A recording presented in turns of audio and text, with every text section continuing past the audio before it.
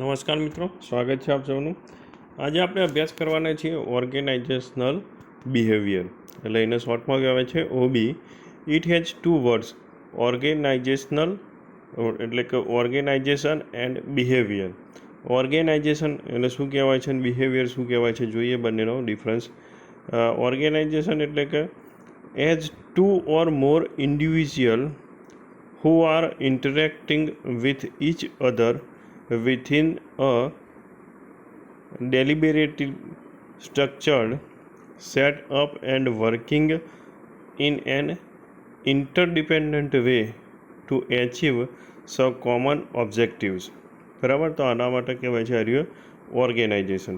એટલે કે કોઈ સંસ્થા અથવા તો પછી કોઈ કોલેજ ઊભી કરો, અથવા તો પછી કોઈ ઇન્ડસ્ટ્રી ઊભી કરો, અથવા તો કોઈક સમાન હેતુ માટે ઉપયોગમાં લીધેલા બે અથવા બેથી વધુ વ્યક્તિઓથી ચાલતી પ્રવૃત્તિ. Organization comprise of people with different attitude, culture, belief, norms and value.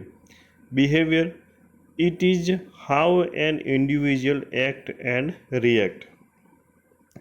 બરાબર, તો એનો મિનિંગ શું થશે? As the study of what people think, feel and do in and around organization. The study of organization behavior facilitated the process of explaining, understanding, predicting,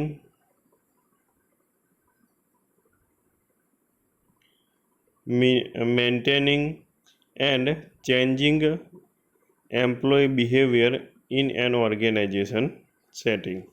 બરાબર. Definition: it is defined as a field of study that investigates the impact that individual, group and structure have on behavior within organization for the purpose of applying such knowledge toward improving an organization effectively. બરાબર. ડેફિનેશનો ઘણી બધી આવી છે, ઘણા બધા વૈજ્ઞાનિકોએ એની અલગ અલગ ડેફિનેશનો કરેલી છે. તમને જે યોગ્ય લાગે એ ડેફિનેશન તમે યાદ રાખી શકો છો. બરાબર. હવે people as organization, people as resources, people as people. Because organizational behavior is concerned specifically with employment related situations, you should not be surprised to find that is emphasizes behavior as related to concerns such as jobs, work, absenteeism, employment, turnover, productivity, human performance and management. બરાબર. હવે nature of OB, nature કેવું રહેશે organisation બિહેવિયરનું? OB is an applied behaviour science. શું કરેલું છે? Applied behaviour science. Built on contribution from various disciplines: psychology, sociology, social psychology, anthropology, economology. બરાબર. આ બધા જ વસ્તુઓનું ભેગું થયા પછી બને છે ઓબી, ઓર્ગેનાઇઝેશન બિહેવિયર. બરાબર. એમાં psychology, economics, political science, anthropology, sociology, social psychology, એ બધાનું ભેગું થઈને બનશે ઓર્ગેનાઇઝેશન. બધાના અલગ અલગ ફંક્શન. સાયકોલોજી શું કરશે? Learning theories, personality theorist, concerning psychologist and industrial and organisation psychology. તો સાયકોલોજીનું કામ આ છે. ઇકોનોમિક્સનું તમને ખ્યાલ આવી જાય છે. Political science, structuring of conflict, allocation of a power and how people manipulate power for individual અથવા તો સેલ્ફ ઇન્ટરેસ્ટેડ. એન્થ્રોપોલોજીમાં organisation, structure, culture, organisation, environment, different among national culture, તો એ બધું આવશે એન્થ્રોપોલોજીમાં. હવે સોશિયોલોજીમાં શું આવશે? તો group dynamic, design of work team, organization as culture, formal organization theory and structure, organizational technology, communication power and conflict, તો એ બધાનું આવશે. પછી સોશિયલ સાયકોલોજી, એનો મિનિંગ આવશે understanding and changing attitude, communication, partners etcetera. તો બધાનું ભેગું થશે ત્યારે બનશે ઓર્ગેનાઇઝેશન બિહેવિયર. બરાબર, જે આપણો સબ્જેક્ટ છે એ રહ્યો. Scope of organisation behaviour encompasses the study of individual behaviour, એટલે કે personality, attitude, perception, learning, opinion, motivation and job satisfaction. બરાબર, આ ઇન્ડિવિજ્યુઅલ બિહેવિયરમાં આવશે. પછી પર્સનાલિટી, ઇન્ટર ઇન્ડિવિજ્યુઅલ બિહેવિયર. બરાબર, તો group dynamic, inter group conflict, leadership, communication, આ બધું અંદર આવશે. કે ગ્રુપના અંદર કેવું તમે પરફોર્મન્સ કરો છો, એક ગ્રુપ બીજા ગ્રુપ સાથે કેવા કોન્ફ્લિક્ટ ને એ બધું થાય છે, તમારી ગ્રુપમાં લીડર કેવો છે, કોમ્યુનિકેશન સ્કિલ કેવી છે, તો એ બધાનું વાત થાય છે.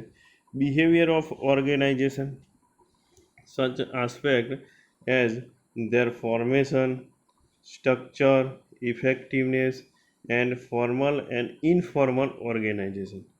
બરાબર, તો આ બધાની વાત થઈ છે. ઓબી મોડેલ તમારે જે આવે છે, પર્સનાલિટી, બરાબર, perception, learning, attitude and value, motivation. બરાબર, તો અહીંયાથી શું છે, હવે ઇન્ડિવિજ્યુઅલ બિહેવિયર ઉપર ઇફેક્ટ કરે છે. એ પછી ઓર્ગેનાઇઝેશનલ ઇફેક્ટિવનેસ ઉપર અસર કરે છે. ત્યાંથી અહીંયા ઓર્ગેનાઇઝેશન કલ્ચર, એમાં આવશે હ્યુમન રિસોર્સિસ અને policies and practices, work stress, organization change and development, એમાંથી ઓર્ગેનાઇઝેશનમાં આવશે. એમાંથી ગ્રુપ ડાયનેમિકમાં તો લીડર કેવો છે, પાવર એન્ડ પોલિટિક્સ કેવું છે, કોમ્યુનિકેશન એન્ડ કોન્ફ્લિક્ટ કેટલા થાય છે, તો એ બધા. તો તમે જોઈ શકો છો કે ભાઈ આ બધું એકબીજા અંગાથી રિલેટેડ છે, આ પણ એકબીજા અંગાથી રિલેટેડ છે. બરાબર, આ પણ એકબીજા અંગાથી રિલેટેડ છે. તો ઘણી બધી વસ્તુ એ છે કે એકબીજા ઉપર આધાર રાખતી જ હોય છે. તો ઓબી મોડેલમાં આ રીતે વર્ક થતું હોય છે. બરાબર, perspective and change of for OB, તો workforce diversity, changing demographic of workforce, change employee expectations, globalization, corporate organization, improving quality and productivity, stimulating innovation and change, empowering ethical behavior. તો આ બધા ઓબીના ચેલેન્જીસ આવે છે. બરાબર, પછી ફાઉન્ડેશન ફોર ઇન્ડિવિજ્યુઅલ બિહેવિયર કયા કયા આવશે, તો તમે જોઈ શકો છો કે ENVT ફેક્ટર, એટલે કે economical, social norms and culture politic, એની અસર થશે. તો એનો આ બાજુ બરાબર એનો જે છે પર્સનલ ફેક્ટર, એટલે કે એજ તમારી કેટલી છે, તમારું gender, education, ability, marital status, number of dependent, તે પર્સનલ ફેક્ટર અસર કરશે. એ પણ અહીંયા જશે. ઓર્ગેનાઇઝેશન સિસ્ટમ અને રિસોર્સિસ કેવા છે, તો ફિઝિકલ ફેસિલિટી કેવી છે, organization structure and design, leadership, reward system, તો એ પણ અહીંયા જશે. બરાબર, પછી સાયકોલોજીકલ, એટલે કે પર્સનાલિટી કેવી છે, તમારું પરસેપ્શન કેવું છે, એટીટ્યૂડ કેવું છે, વેલ્યુ એન્ડ લર્નિંગ કેવું છે, તે બધું અહીંયા જશે. અને આ બધાનું ભેગું થઈને અહીંયાથી બે ભાગમાં ડિવાઈડ થશે. એક તો તમારું પરફોર્મન્સ કેવું આવે છે અને ઇન્ડિવિજ્યુઅલ ડેવલપમેન્ટ કેટલું થાય છે, બરાબર. તો પરફોર્મન્સ ને ઇન્ડિવિજ્યુઅલ ડેવલપમેન્ટ એકબીજા ઉપર આધારિત છે. તો કઈ કઈ વસ્તુઓ છે? તો ENVT factor, personal factor, organization system resources અને સાયકોલોજી, બરાબર. અહીંયા સુધી રાખીએ છીએ આ લેક્ચર.